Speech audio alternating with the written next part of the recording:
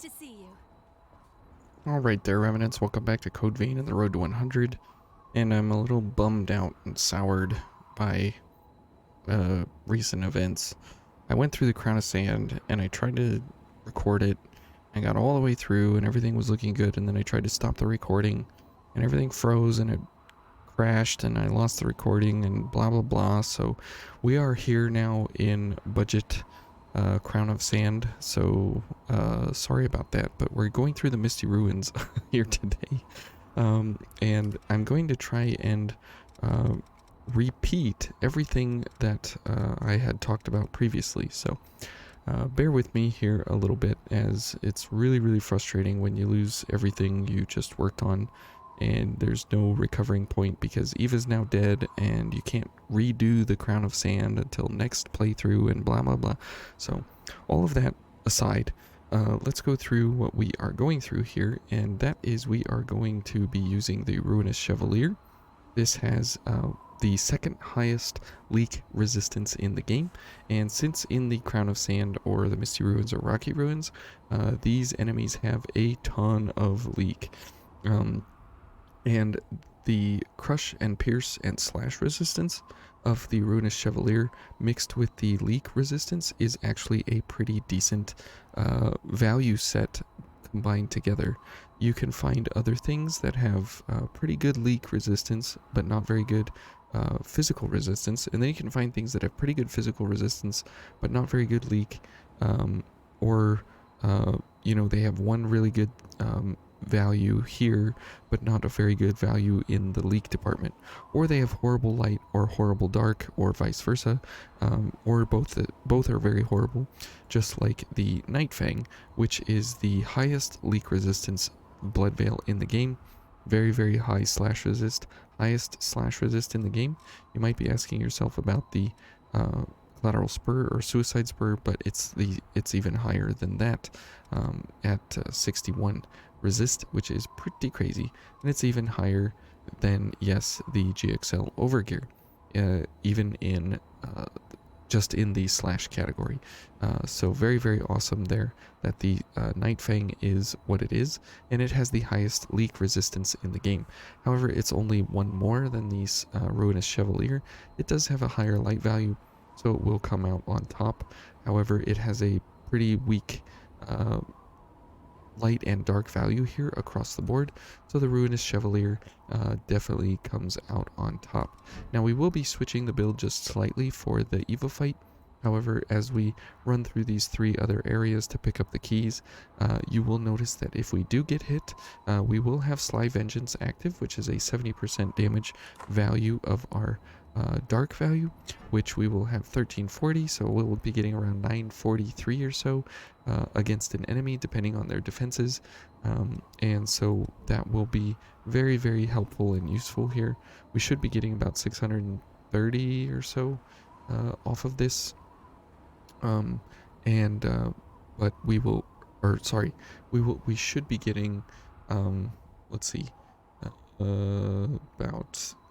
about 910 or so, but with damage of weaknesses and things, that will play into the damage value that we will be getting out on the enemy.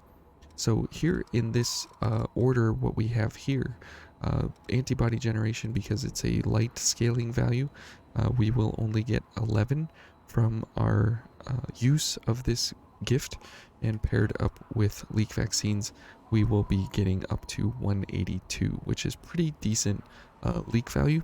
Now, it doesn't sound like a whole lot, but you'll notice that if we get hit at any point during most of our time here in the Misty Ruins, we will not be getting leaked in any way. So that's pretty awesome that that's even possible. So let's start heading down some of these corridors, and we will pick up a couple of the keys, and then we will fight some of the enemies and such, and then we will head into the fight with the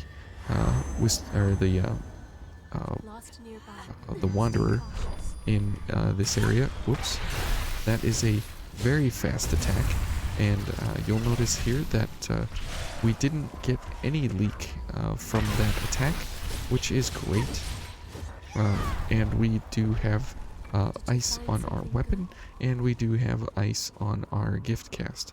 So very, very good there. And you'll notice that as we run along here, and we have the ability to actually put out some pretty hefty damage on these fellas at any one time. Now it is nice here in this area that I believe there's an invasion that we can do. Oh, he's going to do that, so we will take a backstab, which this will get us an insane amount of ichor here. And that ice is very, very nice that it only costs 1 ichor, and we get 2 ichor on recovery, which is great. And you can see there that the ability to dagger him a little bit from Sly Vengeance is helpful for us, because he did not continue to pursue us. Okay, and there's Deft Parry coming into play, and we get all of our ichor back, and then we blast this guy for a W on him. So very, very nice that we have the ability here to kind of hold our own against pretty much anything and everything, and we can get huge amounts of ichor back on a quick drain, which is very, very nice. Okay, so this is not the invasion leg here, which is fine, and the boss arena is not, something that we really need to worry about, because it's a dust bandit, but we will do it anyways just for posterity's sake. Now he doesn't do leak, but we will just go ahead and get up with our leak here. Okay, and it's nice that we have the ability here to get a huge amount of damage on him, because we are doing ice, and he's able to kind of just run around and do whatever he's gonna do, and that's completely fine, because we can kind of destroy him here at a distance, and we'll just wait for him to time out with his shield there. Okay, and a couple more of these dust pieces here. Okay, and you can see that he does stun to us, but that's completely fine. Okay. Oops. And he's just gonna chill over there for a minute. Now, if we should probably heal up, because EO is also low on health over there. Okay. Okay. Whoops. Let's go ahead and go for some launch attacks here, which that will give us the chance here to destroy this guy. Whoops. Or not. Okay. Let's go for the attack here, so we stagger him a little bit. Good. Okay. Now we can just head back. So it's completely different of an episode here because of what we are going for, and with the crash that happened and everything, but at least you'll get the idea of us not being leaked at all for pretty much any of the enemies that we come up against. And these bog predator lookalikes are pretty damaging with their attack sets and everything. And you can see there the leak is not significant in any way. We only got to about half of our leak meter, and that's very, very nice. Whoops.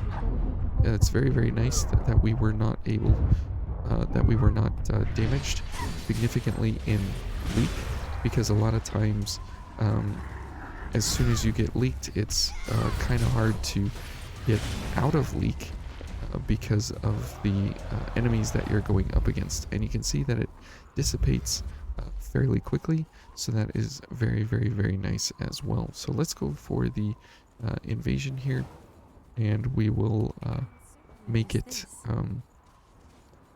at least a little bit different than what the normal route of the game would be.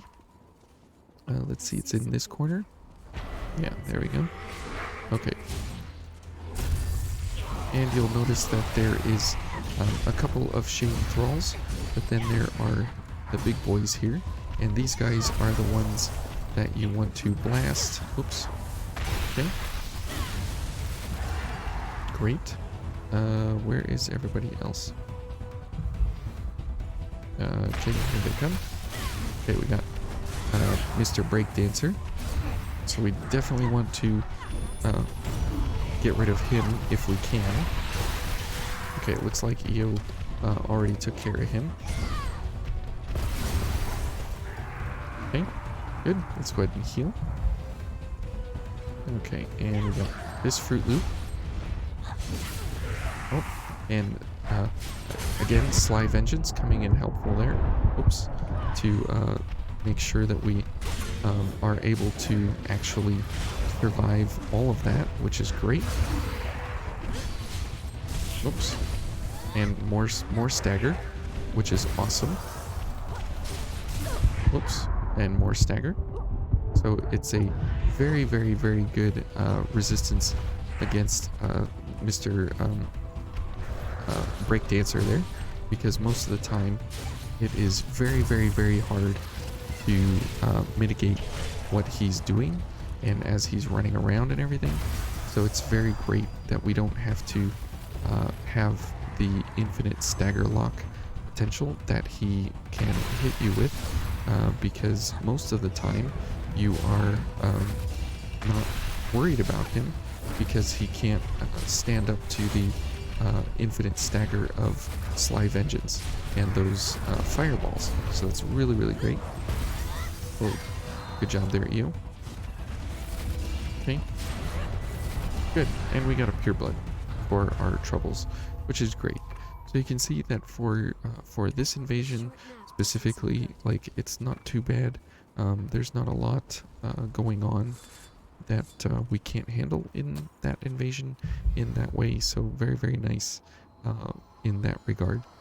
Okay, and we already got the one down this path a while ago because of the tungsten that's down there. So sorry about that. We're not going to be going down that path. So you can see that having a very, very high level of leak resist will allow you at least, not necessarily like more damage resistance, but it will allow you more utility as you go along in these different scenarios here, as you engage with the different enemies here. Now you'll notice that we are using that heavy attack of the Ice Blood here more often than we would normally in other regards. And that's just because of the fact that it does an exceptionally high amount of stagger, and we are able to do some pretty decent damage buildup with it along the way. Now we don't have to do this, but let's do it anyways. Just because we can, you know? And so we might as well. Because exactly that, it's not too rough here. Okay, and we have 13 ichor, which is great. Oh, okay.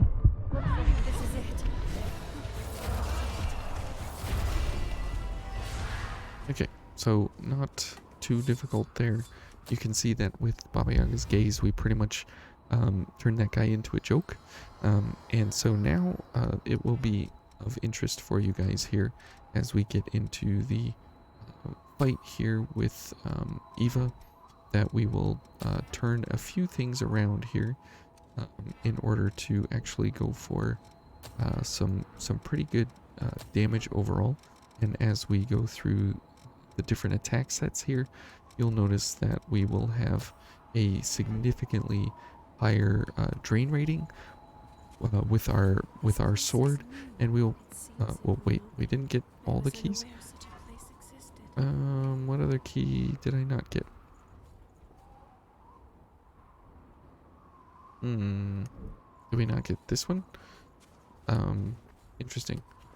I didn't get which one? 2, 3, 4. Wait, We didn't get number 1. I say. Okay. There we go. Oops. That's an oops. I was so excited about the invasion over there that I forgot to pick up the key. Okay, well, you know, that's how it goes sometimes. Okay, so for Eva, we will get a good view here of what the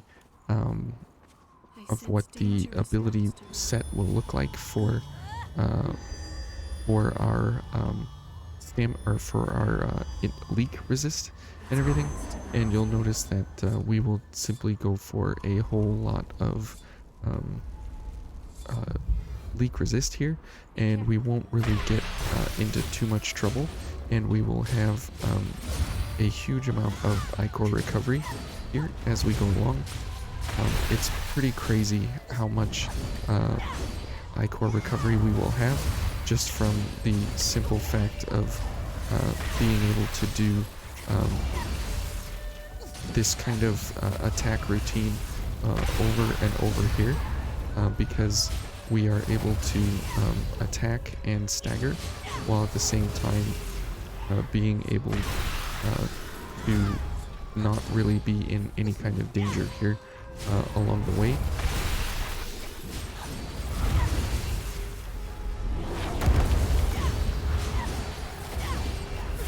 Oops.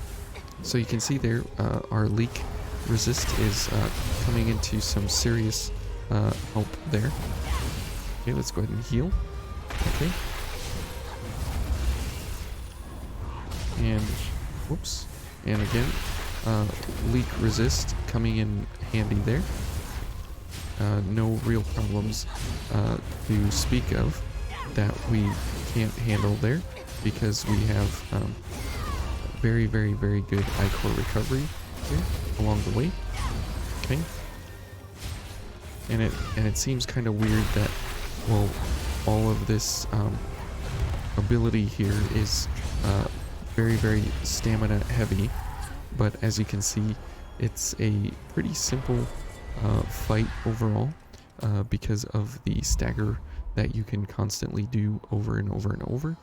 And you might think that, like, well, that's a kind of a fluke with how we are set up here or whatever, but it's actually pretty amazing that if you stay close to her and you just use the Ice Blood heavy attack over and over and over, you can get some serious recovery here on ichor, as well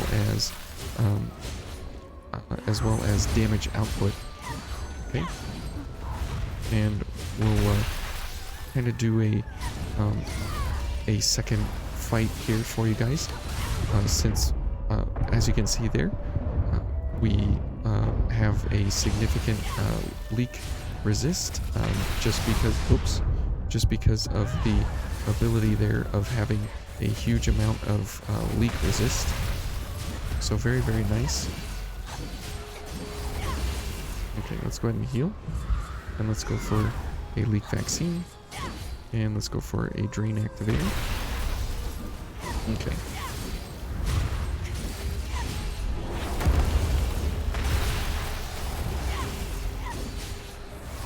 Okay. And you just kind of repeat this over and over, and you will do some significant damage while at the same time being able to recover your ichor here pretty easily along the way. Great. Okay, excellent. So as you can see, it's a pretty effective method, and it's very, very helpful to have a quick cast between the two attacks of the Ice Blood, because you're able to cast this so quickly and so often, and it's a 3.2 damage multiplier to your 1450. Is that what we're at? What are we at? 1451. And so you're getting 3.2 times that, and Eva doesn't resist ice, and she has a very low slash resist here, and so that's very, very nice that we're able to use an ice/sword for free because we have the 20% slash or ice value here, and we're doing slash on the attack, and then we have the icicles that come out. That's also ice. And then we have Aurora Flash that's coming out, which is ice slash as well. So all things considered here, it works out pretty well.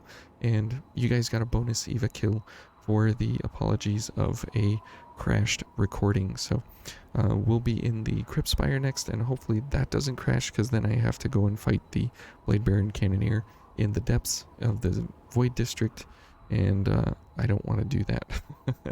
So thank you guys for watching. I hope you enjoyed this build set here with Sly Vengeance not really playing a role, but sometimes playing a role, and the other leak resistance idea here is helpful. And as you saw, we got hit several times by Eva, and typically the Wistful Wanderer, when she hits you, you will have some serious leak problems, but we were never in danger of losing ichor due to leak, even though this area is meant to sap all of your ichor away. So anyways, thank you guys for watching, and we'll see you tomorrow in the Crypt Spire. Take care, see you then, bye.